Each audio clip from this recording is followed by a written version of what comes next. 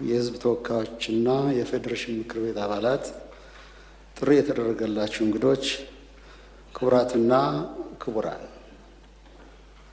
የፌዴሪ ሕገ መንግስት በሚደነግገው መሰረት የሁለቱ ምክር ቤቶች የሥራ ዘመን መጀመርን በይፋ ለማብሰር በሚከናወነው የመክፈቻ ስነ ስርዓት ላይ ተገኝቼ ንግግር ለማድረግ በመቻሌ ከፍ ያለ ደስታ ይሰማኛል። በአዲሱ ዓመት መባቻ የበርካታ ዓመታት ቁጭታችንና የጥረታችን ውጤት የሆነውን የታላቁ ህዳሴ ግድብ ያስመረቅንበት በወርሃ መስከረም መጀመሪያ ላይ የኢትዮጵያ የከርሰ ምድር ሀብት የብስራት ጅማሮ የሆነውን የተፈጥሮ ጋዝ ያወጣንበትና የተፈጥሮ ሀብታችንን በመጠቀም የእድገታችንን መልህቅ የሆኑ ግዙፍ ፕሮጀክቶችን የጀመርንበት በመሆኑ ይህ ዘመን በታሪካችን ውስጥ በጉልህ የሚወሳ አዲስ ምዕራፍ ሊሆን እንደሚችል አልጠራጠርም። ክቡራትና ክቡራን፣ መንግስት ለዓመታት ሲያጠናና ሲዘጋጅበት ቆይቶ ተግባራዊ ባደረገው የተሟላ የማክሮ ኢኮኖሚ ማሻሻያ እንዲሁም ቀደም ሲል በሀገር በቀል የኢኮኖሚ ማሻሻያ ማዕቀፍ ተይዘው በተከታታይ ዓመታት ተግባራዊ ሲደረጉ በቆዩ ፕሮግራሞች ኢኮኖሚያችን በማንሰራራት ላይ ይገኛል። የኢትዮጵያ ኢኮኖሚ ለዘመናት በመዋቅራዊ ተግዳሮቶች ተጽዕኖ ስር ወድቆ በከፍተኛ የዕዳ ጫና ውስጥ ይገኝ ነበር። ከለውጡ በፊት ይመዘገብ የነበረው እድገትም በዘላቂ የፋይናንስ መሰረት ላይ ያልተዋቀረ አገርን ለከፍተኛ ዕዳ የዳረገና የማክሮ ኢኮኖሚ መዛባቶችን የፈጠረ ነበር። መንግስት እነዚህን የኢኮኖሚ መዛባቶች የሚያርሙና ወደ ብልጽግና ጎዳና የሚያደርሱ ፈጣንና መጠነ ሰፊ የኢኮኖሚ ማሻሻያዎች ተግባራዊ አድርጓል። የመንግስት ገቢ፣ የውጭ ንግድ ወይም ኤክስፖርት እንዲሁም የውጭ ምንዛሬ ክምችት ለማሳደግ ተችሏል። የልማት አቅጣጫችንም ትኩረትም ውሱን ከሆኑ ዘርፎች ወደ ባለ ብዙ ዘርፍ የኢኮኖሚ መሰረቶች በመቀየር ላይ ይገኛል። መንግስት ኢኮኖሚውን ከዕዳ ጥገኝነት በማላቀቅ ወደ ኢኮኖሚያዊ ሉዓላዊነት ለማሸጋገር የሚያስችል ወሳኝ ምዕራፍ ከፍቷል። የኢኮኖሚ ለውጡ መሰረቶችም ያሉንን አቅሞች ማወቅ፣ በችግር ውስጥ እድልን ማየት፣ በፈጠራና በፍጥነት በትብብርና የተለያዩ አቅሞችን በማሰባሰብ እንዲሁም ዘላቂ ግቦችን በማሳካት ላይ ያተኮሩ ናቸው። እነዚህ መሰረቶች አጠቃላይ ሀገራዊ እድገትን ለማፋጠን አስችለዋል። በዚህም ከዕዳ ጫና በመላቀቅ በራስ አቅም ችግሮችን በመፍታት ከአግላይ የኢኮኖሚ ስርዓት ወደ አሳታፊና ምቹ የኢኮኖሚ ምህዳር በመሸጋገር ከዝናብ ጥገኝነት ወደ ራስ ቻይ አምራችነት በመብቃት የማዕድን ጥሪታችንን ወደ ወሳኝ የሀብት ምንጭነት በመቀየር የቱሪዝም ሀብታችንን ከመዳህ ጉዞ ወደ ጉልህ የእድገት አንቀሳቃሽነት በማሳደግ የሕዝባችንን ያኗኗር ለመለወጥና ዘላቂ ተጠቃሚነቱን ለማረጋገጥ ከፍተኛ ጥረት ተደርጓል። በዚህ መሰረት የሀገራችን ኢኮኖሚ በ2017 በጀት ዓመት 8.8 በመቶ እድገት አስመዝግቧል። በግብርና በ2016 በጀት ዓመት 1.2 ቢሊዮን ኩንታል ምርት ተመርቶ የነበረ ሲሆን በ2017 ምርት ዘመን 1.57 ቢሊዮን ኩንታል ምርት ተመርቷል። ይህም ከቀደመው ዓመት 24.7 በመቶ ብልጫ አለው። የኢንዱስትሪዎች የማምረት አቅም ከ59 በመቶ ወደ 65 በመቶ አድጓል። የወርቅ ምርት በ2016 በጀት ዓመት ከነበረበት 3.9 ቶን በ2017 በጀት ዓመት ወደ 38.87 ቶን አድጓል። የሲሚንቶ ምርት በ2016 በጀት ዓመት 7.5 ሚሊዮን ቶን በ2017 በጀት ዓመት ደግሞ ወደ 9.1 ሚሊዮን ቶን ከፍ ብሏል። ከ150 በላይ የዓለም አቀፍ ኮንፈረንሶች በሀገራችን ተካሂደዋል። የዲጂታል ኢኮኖሚ አመላካቾች በከፍተኛ ሁኔታ እድገት አሳይተዋል። የባንክ ብድር 822.8 ቢሊዮን ተለቋል። ከዚህ ውስጥ 3/4 ወይም 77 በመቶ ለግሉ ዘርፍ የተሰጠ ብድር ነው። ከኤክስፖርት በ2017 በጀት ዓመት በታሪካችን ለመጀመሪያ ጊዜ 8.3 ቢሊዮን ዶላር ከውጪ ንግድ ተገኝቷል። ይህም ካምናው በ116 በመቶ ብልጫ አሳይቷል። የኑሮ ውድነትን ለመቀነስ በተደረገው ተከታታይ ጥረት የዋጋ ንረት በ2016 የሰኔ ወር 19.9 በመቶ ከነበረው በ2017 ተመሳሳይ ወር ላይ 13.9 በመቶ ሆኖ ተመዝግቧል። ለመንግስት ሰራተኞች የደሞዝ ማሻሻያ በማድረግ 4760 የነበረውን ዝቅተኛ የደሞዝ ወለል ወደ 6000 ብር ማሳደግ ተችሏል።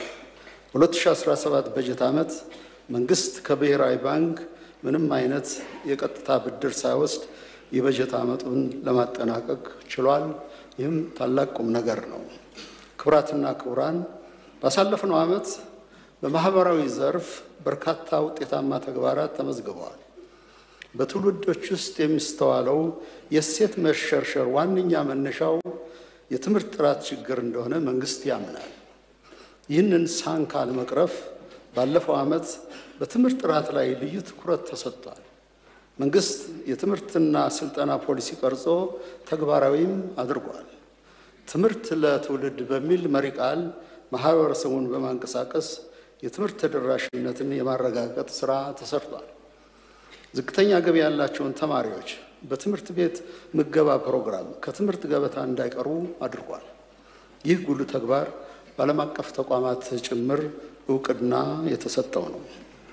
መንግስት በጤናው ዘርፍ ባለፉት ዓመታት የተመዘገቡትን ስኬቶች መነሻ በማድረግ ክፍተቶቹን የመሙላት ስራ ሰርቷል። በሽታን ከመከላከል ባለፈ አክሞ በማዳን ላይ ልዩ ትኩረት አድርጓል።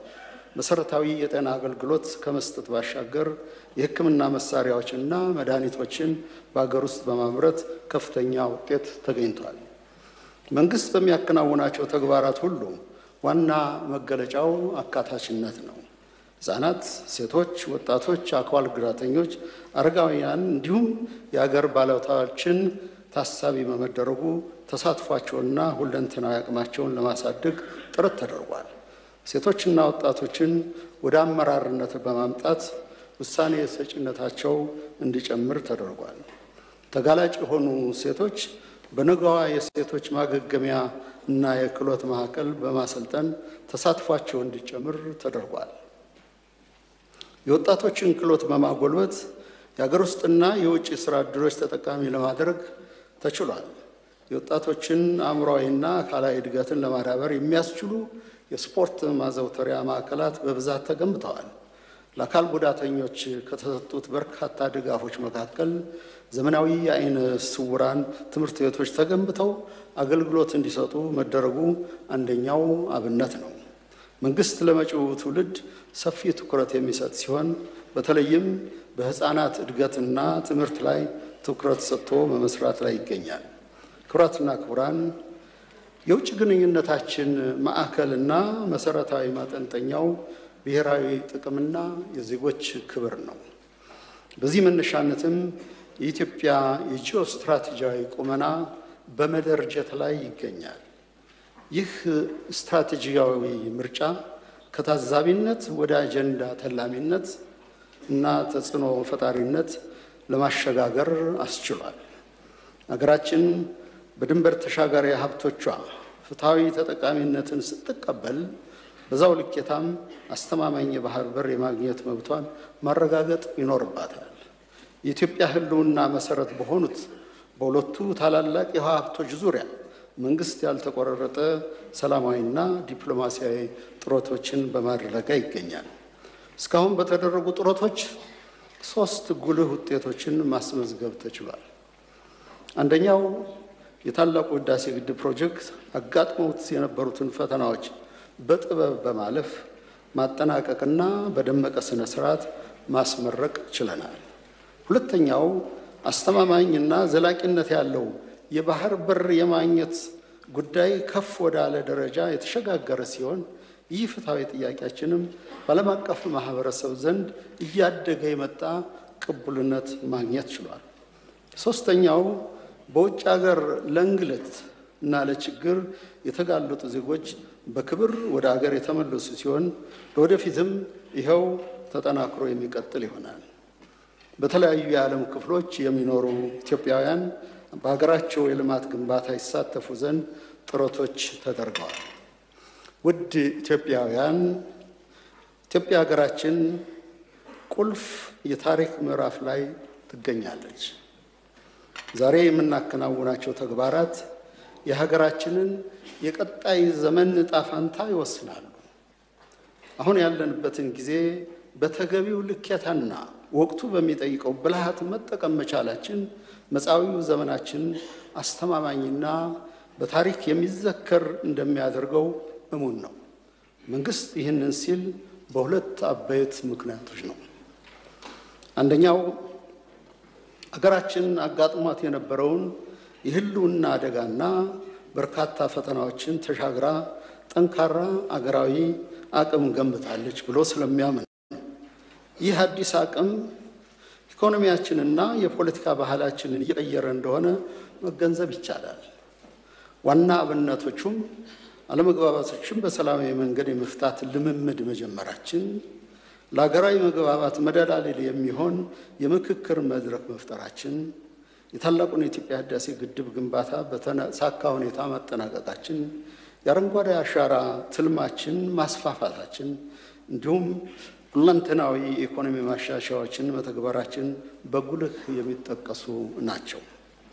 ከዚሁ ጎን ለጎን የተፈጥሮ ጋዝ ሀብት የማውጣትና የመጠቀም ስራ ለመጀመሪያ ጊዜ ወደ ትግበራ መግባቱና ሁለተኛው ምዕራፍ የተፈጥሮ ጋዝ ልማት መጀመሩ ሀገራችንን ከማዳበሪያ ግዥ ጥገኝነት በማላቀቅ ለጎረቤት አገራትም የሚተርፍ ግዙፍ የማዳበሪያ ማምረቻ ተቋም ግንባታ መጀመሩ፣ 1000 ሜጋዋት የኤሌክትሪክ ኃይል ከጋዝ የማመንጨትና ነዳጅ ማጣሪያ ፋብሪካ የመገንባት ፕሮጀክቶች መጀመራችን በጉልህ የሚጠቀሱ ሲሆኑ እነዚህንና መሰል ታላላቅ ስራዎችን አጠናክረን ተግባራዊ ስናደርጋቸው የሀገራችን እድገትና ብልጽግና የሚታይ የሚዳሰስ እውነታ መሆኑ አይቀሬ ነው።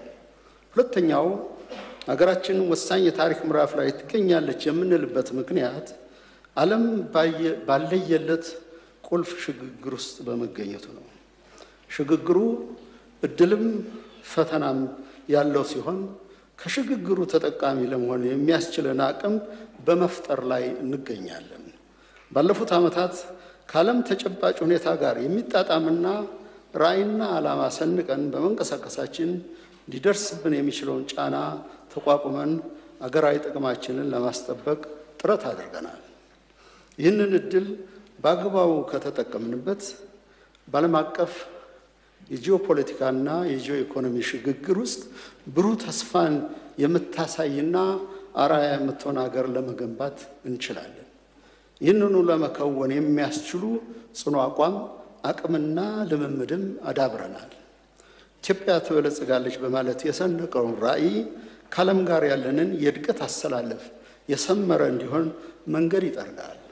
በመሆኑም የተጀመረው የሀገራችንን የማንሰራራት ጉዞ በጽኑ መሰረት ላይ እንዲገነባ መንግስት በ2018 የበጀት ዓመት በሚከተሉት ጉዳዮች ላይ አተኩሮ ይሰራል።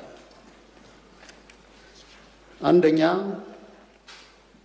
ከስርዓት መለዋወጥ ጋር የማይናዱ ነፃ፣ ገለልተኛና ህዝባዊ ብሔራዊ ተቋማት ለመፍጠር መንግስት ጽኑ መሰረት በመጣል ላይ ይገኛል።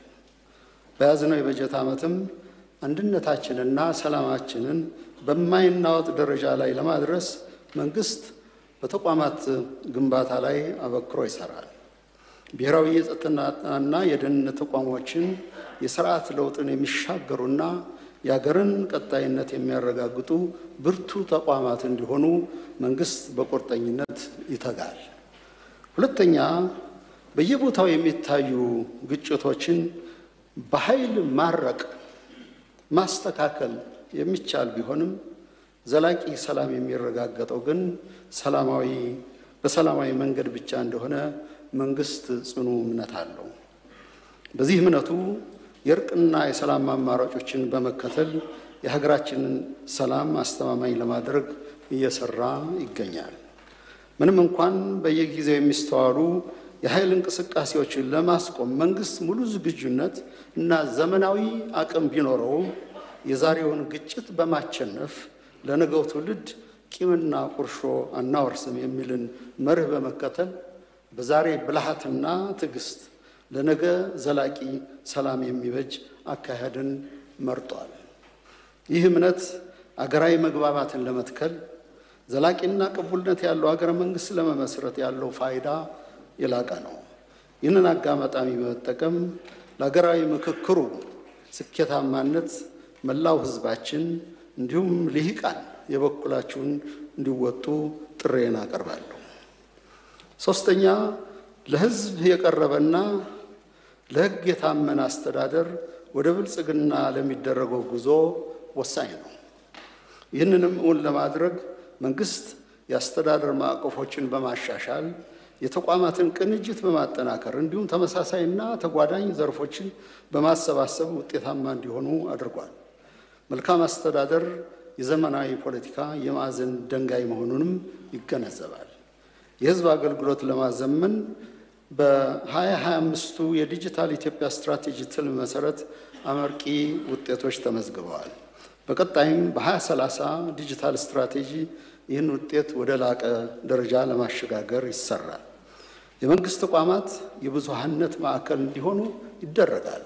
ለህብረተሰቡ የቀረበና እንግልትን የሚቀንስ የአገልግሎት ስርዓት ለመዘርጋት የተጀመረውና ሁሉንም አገልግሎቶች በአንድ ዲጂታል ማዕከል ለመስጠት ያለመው የመሶብ አገልግሎት ተጠናክሮ ተስፋፍቶ ይቀጥላል። የመረጃ አሰባሰብና ትንተና አቅም በላቁ ቴክኖሎጂ በማዘመን በመረጃ ላይ የተመሰረተ የፖሊሲ አፈጻጸምን በማጎልበት የመረጃ ሉዓላዊ አቅማችንም የምንገነባ ይሆናል። አራተኛ፣ መንግስት የዜጎችን ዋስትና የሚያስጠብቅ የፍትህ ስርዓት ለመዘርጋት በ2018 በጀት ዓመት በትጋት ይሰራል። እንደሚታወቀው መንግስት የህግ አስከባሪና ፍትህ ተቋማትን ለማሻሻል ሰፊ ርቀት ተጉዟል። የህግና የአሰራር ማነቆችን በመፍታትና ተቋማቱን በነፃነት በማደራጀት የአቅም ማጎልበቻ ስራዎችም አከናውኗል። የተሻሻሉት የወንጀልና የፍትሐ ብሔር ህጎች በቴክኖሎጂ እንዲታገዙም ተደርጓል። የፍርድ ቤት አገልግሎትን ለማዘመን የተጀመሩ የዲጂታል ቴክኖሎጂ ትግበራዎችን በማስፋት በማሟላትና በማብቃት መርሆች መሰረት ተግባራዊ ይሆናሉ። ባህላዊ የፍትህ አማራጮችም በአሰራር ጎልብተው በፍትህ ስርዓት ውስጥ የበኩላቸውን ድርሻ እንዲወጡ የተጀመረው አሰራር ተጠናክሮ ይቀጥላል። ክቡራትና ክቡራን፣ በያዝነው ዓመት ድህነት ከሚፈጥረው እንግልት በመውጣት ወደ አስተማማኝ የእድገት ምዕራፍ ለመሸጋገር መንግስት ትኩረት ሰጥቶ ይሰራል። በ2018 በጀት ዓመት 9 በመቶ ጠቅላላ የሀገር ውስጥ ምርት እድገትን ለማረጋገጥም ይተጋል። ለዚህ እቅድ ስኬታማነትም መንግስት ምርትን በብዛት በአይነት በጥራት ያሳድጋል። ተወዳዳሪ የወጪ ንግድ ወይም ኤክስፖርት እድገት ፈጣንና ቀጣይነት ያለው ኢኮኖሚ ለመገንባት በሚያስችል ስልት ተግባራዊ ይደረጋል። ምርታማነትን የሚያሳድጉ አካሄዶችን፣ የግሉ ዘርፍ ተሳትፎን የሚጨምሩ ስትራቴጂዎችን፣ አገራዊ ቁጠባና ኢንቨስትመንትን የሚያጎለብቱ ስልቶችን ተግባራዊ ለማድረግም ይሰራል። አገራችንን ለዘመናት ከኖረችበት የተለቃችነት አበሳ ነፃ በማውጣት አንገቷን ቀና የምታደርግበት አቅምም ይገነባል። እንደሚታወቀው ግብርናችን በተፈጥሮ ላይ፣ መሰረታዊ ፍላጎቶቻችን ደግሞ በውጭ ምርቶች ላይ ጥገኛ በመሆናቸው ለዓለም አቀፋዊ ተለዋዋጭ ሁኔታዎች ተጋላጭ አድርጎናል። በመሆኑም መንግስት የኢኮኖሚ ተጋላጭነትን ለመቀነስና ለተፈጥሮና ለውጫዊ ጫናዎች የማይበገር ተገዳዳሪና ተወዳዳሪ ኢኮኖሚ ለመገንባት ይተጋል። መንግስት ባለፉት ዓመታት ጠንካራ የፊስካል እና የገንዘብ ፖሊሲዎችን ተግባራዊ በማድረግ ምርትና ምርታማነትን በማሳደግ የዋጋ ግሽበት እንዲቀንስ ጉልህ ጥረት አድርጓል። በዚህ ዓመት ይህ ጥረት ተጠናክሮ የዋጋ ግሽበቱ ወደ ነጠላ አሃዝ እንዲወርድ ይደረጋል። ምርታማነትን በማሳደግ አቅርቦትን በማሻሻል የዋጋ ግሽበትን ትንተና አቅምን በማዳበር የግብይት ስርዓቱን በማዛመን እንዲሁም በከተማ ግብርና፣ በሌማት ትሩፋት፣ በስንዴ ልማትና በኢንዱስትሪ የማምረት አቅም የተገኙ ውጤቶችን በማስጠበቅ የዜጎች የኑሮ ጫና ለማቃለል ይሰራል። ከዚህ በተጨማሪም ዘላቂ በቂና ጥራት ያለው የሥራ ዕድል መፍጠር የመንግስት ተቀዳሚ ተግባር ይሆናል። በድጋፍና በሴፍቲ ኔት የሚኖሩ ዜጎች ወደ ምርታማነት እንዲሸጋገሩ ይደረጋል። ከፍተኛ የሥራ ዕድል የመፍጠር አቅም ያላቸው ዘርፎችን በመለየትና በመደገፍ በርከት ያላሉ ዜጎች በሀገር ውስጥ እንዲሁም በውጭ ሀገራትም ጭምር የሥራ ዕድል ይፈጠራል። የግብርናው የልማት ዘርፍ ሁለንተናዊ ብልጽግናን ለማረጋገጥ ወሳኝ መሆኑን መንግስት በእጅጉ ያምናል። በያዝነው ዓመትም ግብርናው ከባህላዊ አመራረት ከፍ ብሎ በቴክኖሎጂ፣ በፋይናንስ አቅርቦት እና በክህሎት ልማት እንዲደገፍ ልዩ ትኩረት በመስጠት የ6.8 በመቶ እድገት እንዲያስመዘግብ ይደረጋል። የምግብ ዋስትናን ከማረጋገጥ ባሻገር የምግብ ሉዓላዊነታችንን የምናጸናበት ዘመንም ይሆናል። የመስኖ አቅማችንን በማጎልበት ግብርናችን የዝናብ ጥገኝነቱ እንዲቀንስ ይደረጋል። የግብርና ግብዓቶች በአገር ውስጥ ማምረት በተለይም የተጀመረውን የማዳበሪያ ፋብሪካ ግንባታ ማፋጠን ዋና የትኩረት አቅጣጫዎች ይሆናሉ። ይህ አገራዊ የዘመናት መሻት እውን እንዲሆን በቅርቡ የመሰረት ድንጋይ መጣሉ ለኢትዮጵያ ታላቅ ብስራት ሲሆን ይህንኑ ራዕይ ወደሚታይ እና የሚጨመጥ የልማት ትልም ላሸጋገሩት ምክር ቤቱን በማስፈቀድ ለጠቅላይ ሚኒስትርና ለመንግስቱና ለመስተዳድሩ ከፍ ያለ ምስጋና አቀርባለሁ።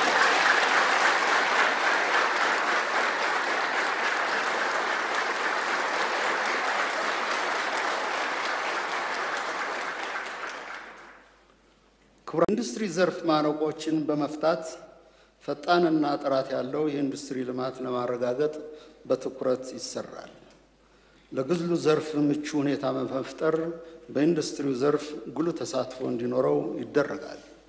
የአገር ውስጥ ባለሀብቶች በዘርፉ እንዲሰማሩ የኢንቨስትመንት፣ የምርት ማሳደግ፣ የገበያ ማፈላለግ እና የቴክኖሎጂ ድጋፎች በስፋት እንዲቀርቡ ይደረጋል።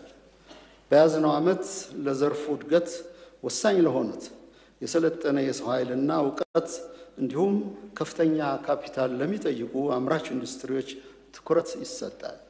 መንግስት በኢትዮጵያ ታምርት ንቅናቄ አማካይነት ከውጭ የሚገቡ የካፒታልና ወሳኝ ሸቀጦችን በመተካት በሀገራችን ውስጥ እንዲመረቱ ተፈላጊውን ድጋፍ ይሰጣል።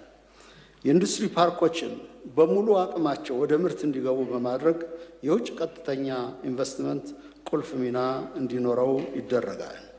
ለአምራች ዘርፍ በቂና ቀጣይነት ያለው ብድርና የሥራ ወረት ለማቅረብ ሰፋ ያሉ ስራዎች ይከናወናሉ። የከተሞች ልማትን በተመለከተ መንግስት በኮሪደር ልማትና በተቀናጀ የመሰረተ ልማት ማስፋፊያ በርካታ ስራዎችን አከናውኗል። በቀጣይነትም የከተማ ልማት ስራ የድህነት ቅነሳ ጥረትን የሚያገዝና የተሻለ ገቢን በሚፈጥር መልኩ የሚከናወን ይሆናል። የይዞታ ማረጋገጫ ስርዓትን በማጎልበትና የመሬት አቅርቦትን በማሳደግ የመሬት ይዞታ መብት እንዲረጋገጥ በትኩረት ይሰራል። በመንግስት በግሉ ዘርፍ እንዲሁም በመንግስትና በግሉ ዘርፍ የጋራ ትብብር የቤት አቅርቦት ችግር በከፍተኛ ሁኔታ እንዲቃለል ይደረጋል። በገጠሪቱ ኢትዮጵያም የመኖሪያ ቤቶች ደረጃ እንዲሻሻል የሚያስችሉ ስራዎች ይከናወናሉ። የንጹህ ውሃ፣ የመብራት፣ የመንገድና የትራንስፖርት ተደራሽነት የማሳደግ ስራ በትኩረት ይከናወናል። የቱሪዝም መዳረሻዎችን በማልማት የመሰረተ ልማት አቅርቦት በማሻሻል እና በቱሪዝም አገልግሎት ሀገራዊ ሀብት መፍጠር እንደሚቻል በማመን በመንግስት የተጀመሩ ስራዎች ተጠናክረው ይቀጥላሉ። እነዚህን ጥረቶች በማስፋት በያዝነው በጀት ዓመት ውብ ኢትዮጵያን ለመገንባት የሚያስችሉ የቱሪዝም መዳረሻ ስፍራዎች ይስፋፋሉ። ነባሮቹ የቱሪዝም መስህቦችን ደረጃቸውን በጠበቀ መልኩ በማልማት ለጎብኚዎች ምቹ እንዲሆኑ ይደረጋል። የህብረተሰቡን ጥቅም የሚያስጠብቁ የማህበረሰብ ቱሪዝም ፕሮጀክቶችን በመንደፍ በመተግበር የነዋሪውን ወግና ታሪክ የሚያሳዩ የባህል ማዕከላትን አጣምሮ በመገንባት በመዳረሻ ስፍራዎች ከአየር ትራንስፖርት ጋር በማስተሳሰር ለጎብኚዎችና ለነዋሪዎች ጭምር ምቹ እንዲሆኑ ይደረጋል። የዲጂታል ኢትዮጵያ ልማት እውን መሆን የቴክኖሎጂ ሽግግር ጉዳይ ብቻም ሳይሆን የሀገራችን የፖለቲካ ተራክቦት ኢኮኖሚያችንና ማህበራዊ ህይወታችንን ይቀይራል። የዲጂታል ቴክኖሎጂ በማስፋት የመረጃ ልውውጥን በማቀላጠፍና አገልግሎቶችን ተደራሽ በማድረግ የኢኮኖሚ መዋቅራዊ ሽግግርን በአጭር ጊዜ እውን ማድረግ እንደሚቻል መንግስት በጽኑ ያምናል። በ2018 በጀት ዓመት ዜጎች የዲጂታል መታወቂያ ተጠቃሚ እንዲሆኑ በማስቻል አገልግሎቶች በዲጂታል ማዕቀፍ እንዲሰጡና እንዲሳለጡ ይደረጋል። የዲጂታል ዘርፍ ለሌሎች ዘርፎች አስቻይ ሁኔታ የሚፈጥር እንዲሆንም ይደረጋል። የማዕድን ዘርፍ አንዱ የኢኮኖሚያችን ምሰሶ ሆኖ ይቀጥል ዘንድ የከርሰ ምድር ሀብታችንም ለሕዝብ ጥቅም እንዲውል በትኩረት ይሰራል። በዘርፉ የተለመዱ ማዕድናት በጥራትና በስፋት ወደ ገበያ እንዲቀርቡ ከማድረግ ባሻገር እሴት የተጨመረባቸው ምርቶች ለገበያ እንዲቀርቡ የሚደረግ ሲሆን አዳዲስ የማዕድን ልማት ግንባታዎችን ክትትል በማጠናከር በኢኮኖሚያችን ላይ ከፍ ያለ ትሩፋት የሚጨምሩ ተግባራት በጥብቅ ክትትል የሚመሩ ይሆናል። ክቡራትና ክቡራን፣ መሰረተ ልማት በሀገራችን ሁለት ግቦች ያሉት ሲሆን አንደኛው ግቡ የኢኮኖሚ እድገትን ማፋጠንና ማቀላጠፍ ማስቻሉ ነው። ሁለተኛው ግቡ ደግሞ የዜጎችን አኗኗር ለማሻሻልና ለማዘመን ማገዙ ነው። ከዚህ አኳያ መንግስት በትራንስፖርት፣ በኢነርጂ፣ በመስኖና በውሃ ዘርፎች ትኩረት ሰጥቶ በመስራቱ አመርቂ ውጤቶች ተመዝግበዋል። በበጀት ዓመቱም የተመጣጠነ የመሰረተ ልማት ስርጭትን ለማረጋገጥ መንግስት ከመቼውም ጊዜ በበለጠ ቆርጦ ተነሳስቷል። በዚህም መሰረት በ2018 በጀት ዓመት አጠቃላይ የሀገር ውስጥ መንገድ አውታር ሽፋን ለማሳደግ ይሰራል። የአየር ትራንስፖርት መዳረሻዎችም ይስፋፋሉ። የባቡር ትራንስፖርት ሎጂስቲክስ ዘርፍም ጉልህ ሚና እንዲኖረው ይደረጋል። የህዝቡን የኤሌክትሪክ ፍላጎት ለማርካት የታዳሽ ኃይል መሰረተ ልማቶች በቀጣይ ዓመታት በበቂ ይገነባሉ። በሁሉም የሀገራችን ክፍል የኤሌክትሪክ አቅርቦት እንዲስፋፋና ተደራሽ እንዲሆን ይደረጋል። ለኤክስፖርት ንግድ የሚበቃ የኤሌክትሪክ አቅርቦት በማሳደግ ለቀጠናዊ ኢኮኖሚ ትስስር መሰረት ይጣላል። የቴሌኮሙኒኬሽን ሽፋን በማስፋት አገልግሎቱ ለመላው ማህበረሰባችን ተደራሽ እንዲሆን ይደረጋል። የመጠጥ ውሃ አቅርቦት፣ የመስኖና የፍሳሽ ልማት እንዲሁም የውሃ ኃይል ጥናትና ዲዛይን የመንግስት ዋነኛ ትኩረት መስኮች ይሆናሉ። በከተማና በገጠር የንጹህ ውሃ መጠጥ ውሃ አቅርቦት ሽፋንን በአገር አቀፍ ደረጃ ለማሻሻል ይሰራል። ማህበራዊ ትስስራችን ለማጠናከር ነባርና አዳዲስ ማህበረሰባዊ ጸጋዎቻችንን በመትከል የነበሩትን ከፍ አድርጎ በማቆየት ለቀጣዩ ትውልድ እንዲሸጋገሩ መንግስት አበክሮ ይሰራል። የትምህርት ጥራትን ለማስጠበቅ መንግስት ደረጃቸውን የጠበቁ ቅድመ መደበኛና መደበኛ ትምህርት ቤቶች ግንባታን ያስፋፋል። የቴክኒክና ሙያ ትምህርት ለሀገሪቱ ኢኮኖሚ የሚያስፈልጉ ክህሎት ያላቸውና ውጤታማ ባለሙያዎች በሚያፈሩ መልኩ ይቃኛሉ። የከፍተኛ ትምህርት ተቋማት የአካዳሚክ ነፃነታቸው ተጠብቆ እንዲሰሩ የአስተዳደርና የሰው ኃይል ልማታቸው የተሻሻለ እንዲሆን ይደረጋል። በአርብቶ አደር አካባቢ የትምህርት ተደራሽነትን ለማስፋፋት በልዩ ሁኔታ የተቀረጸ እቅድ የተነደፈ ሲሆን የቅድመ አንደኛና አንደኛ ደረጃና የሁለተኛ ደረጃ ትምህርት ተሳትፎ ለማሳደግ እንዲሁም የሴቶች የትምህርት ተሳትፎ እንዲሻሻል ይደረጋል። የጤና ተቋማትን ተደራሽነትና ጥራት በማሳደግ በተለይ የአገልግሎት ችግር ባለባቸው የአርብቶ አደር አካባቢዎች ልዩ ትኩረት ይሰጣል። በሰለጠኑ ባለሙያዎች የሚሰጠውን የወሊድ አገልግሎት በማሳደግ ሁሉም እናቶች በጤና ተቋማት እንዲወልዱና ሁሉም ሕፃናት እንዲከተቡ ይደረጋል። ወረርሽኞችን በብቃት ለመከላከል የሚያስችል ልዩ ስርዓትም ይዘረጋል። የማህበራዊ ዋስትና መርሃችን በራሳችን አቅም ለተቸገሩና ተጋላጭ ለሆኑ ዜጎች መድህን መሆን ነው። ተጋላጭ ዜጎችን በዘላቂነት በማቋቋም ወደ አምራችነት በማሸጋገር የተረጅነት ባህል ለመቀነስም ይሰራል። አይነ ስውራንና አካል ጉዳተኞችን ታሳቢ ያደረጉ መሰረተ ልማቶች እንዲስፋፉ ይደረጋል። ወደ ከተማ የሚደረገውን ፍልሰት ለመቅጣት በጥናት ላይ የተመሰረቱ መፍትሄዎች ተግባራዊ ይሆናሉ።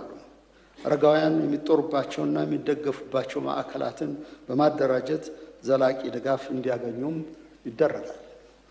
ወጣቶችና ሴቶች በሀገራችን ፖለቲካዊ፣ ኢኮኖሚያዊና ማህበራዊ ጉዳዮች ላይ በንቃት እንዲሳተፉና ተጠቃሚ እንዲሆኑ ዘመኑን የሚመጥን ዕውቀት፣ ክህሎትና ብቃት እንዲኖራቸው ይደረጋል።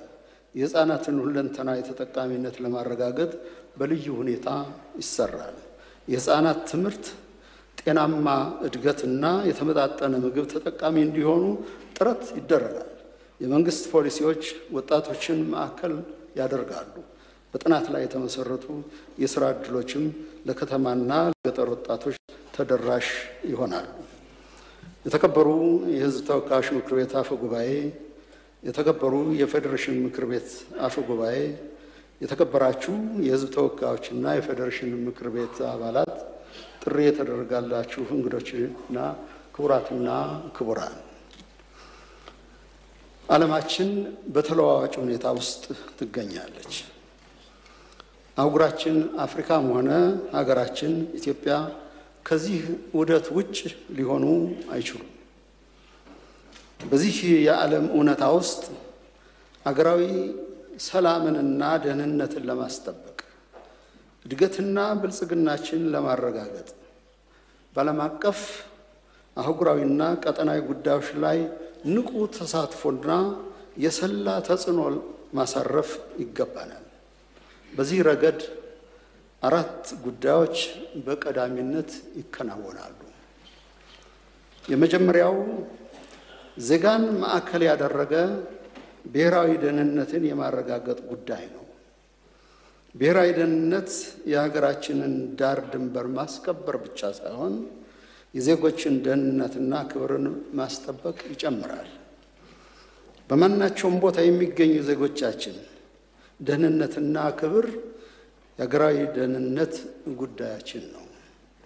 በመሆኑም ህገወጥ ፍልሰትን መቆጣጠር፣ ዜጎች በህጋዊ መንገድ መብታቸው ተጠብቆ እንዲንቀሳቀሱና የሥራ ዕድል ተጠቃሚነታቸው እንዲረጋገጥ ማድረግ፣ በሚኖሩበትና በሚሰሩባቸው ሀገራት መብታቸውን ማስከበር ዋና ትኩረት የሚሰጠው ተግባር ይሆናል። ባልተመቻቸ የሥራ ሁኔታ ውስጥ የነበሩትን ዜጎች ወደ ሀገራቸው እንዲመለሱ የማድረግ ስራም በቀጣይነትም ተጠናክሮ የሚቀጥል ይሆናል። ሁለተኛው ኢትዮጵያ በአባይና በቀይ ባህር መካከል የምትገኝ ሀገር ነች። ዕጣ ፋንታዋና መጻኢ ዕድሏም ከሁለቱ ውሃዎች ጋር በእጅጉ የተቆራኘ ነው። ይሁን እንጂ ኢትዮጵያ ፍትህን ባልተከተለ መንገድ እና ህዝብን ባላማከልና ባላሳተፈ አግባብ ተገላ ቆይታለች። ኢትዮጵያ ወደ እነዚህ ውሃዎች እንድትመለስና ፍትሃዊ የልማት ተጠቃሚ እንድትሆን መንግስት በመስራት ላይ ይገኛል። ከ3 አስርተ ዓመታት በኋላ የባህር በር ጉዳይ ዓለም አቀፍ የመነጋገሪያ ሀሳብም ማድረግ ተችሏል።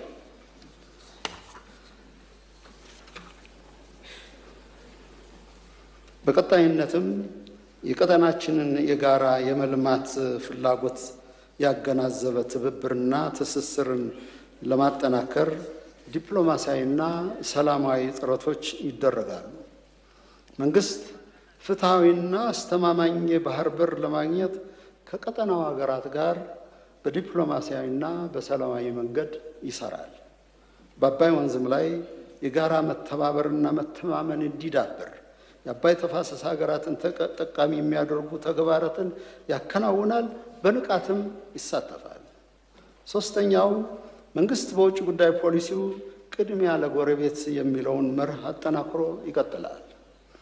ባለፉት ዓመታት ከጎረቤት ሀገራት ጋር ዘርፈ ብዙ ትብብር ለማድረግ ጥረት ተደርጓል።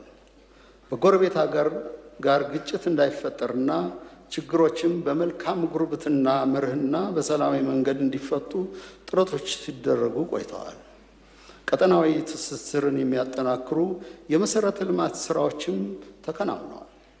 በቀጣይነትም ኢኮኖሚያዊ ትብብርን የሚያጎለብቱ የመሰረተ ልማት ዝርጋታና የንግድ ልውውጥ እንዲጠናከሩ ይደረጋል። በዚህ ረገድ መንግስት የጀመራቸውን ትብብሮች አጠናክሮ ይቀጥላል። በአካባቢያችን ሰላምን ለማረጋገጥ አለመግባባቶችን በዲፕሎማሲ መንገድ ለመፍታት አበክሮ ይሰራል። አራተኛው መንግስት በዓለም አቀፍ የኃይል አሰላለፎች ውስጥ ሚዛኑን በመጠበቅ ትብብርና የጋራ ተጠቃሚነትን ለማስፈንና ለማስፋት ይተጋል። መንግስት በዓለም መድረኮች የኢትዮጵያ ተሳትፎና ተደማጭነት እንዲያድግ፣ የጋራ ተጠቃሚነት እንዲጎለብት፣ በዓለም ወሳኝ ጉዳዮች ላይ ሀገራችን ጉልህ ሚና እንዲኖራት በትኩረት ይሰራል። ለዚህም አስፈላጊውን ተቋማዊ ጥንካሬ፣ ፖሊሲና አቅጣጫዎች ተግባራዊ ይደረጋሉ። በመጨረሻም ባለፉት የለውጥ ዓመታት የኢትዮጵያ መንግስት በርካታ ፈተናዎች ውስጥ እያለፈ በላቀ ትጋት ፈርጀ ብዙና አመርቂ ውጤት ማስመዝገብ ችሏል። እነዚህ ውጤቶችም የሀገራችንን የፖለቲካ ኢኮኖሚና ጂኦ ስትራቴጂያዊ ቁመና በማሻሻል የቀደመው የታዛቢነት ታሪክ ማብቂያ አዲስ የታሪክ ምዕራፍ መክፈቻና የኢትዮጵያ ማንሰራራት ብስራት ይሆናሉ። በቀጣይ ዓመታትም እነዚህን ስኬቶች በማጎልበትና በማስፋት የኢትዮጵያ መነቃቃትና እድገት ወደማይቀለበስበት ምዕራፍ እንዲሸጋገር ሀገራችንም በአፍሪካ የብልጽግና ተምሳሌት እንድትሆን መንግስት አበክሮ ይሰራል።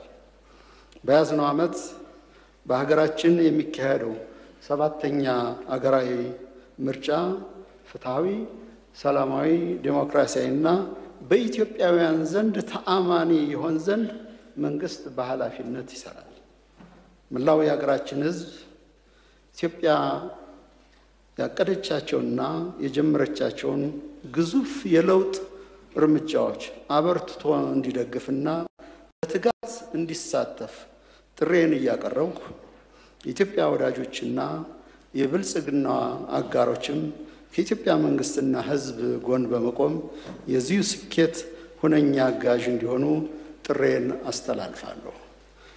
መልካም የተግባርና የስኬት ዓመት እንዲሆን እመኛለሁ። ኢትዮጵያ በልጆቿ ታፍራና ተከብራ ለዘላለም ትኖር። አመሰግናለሁ።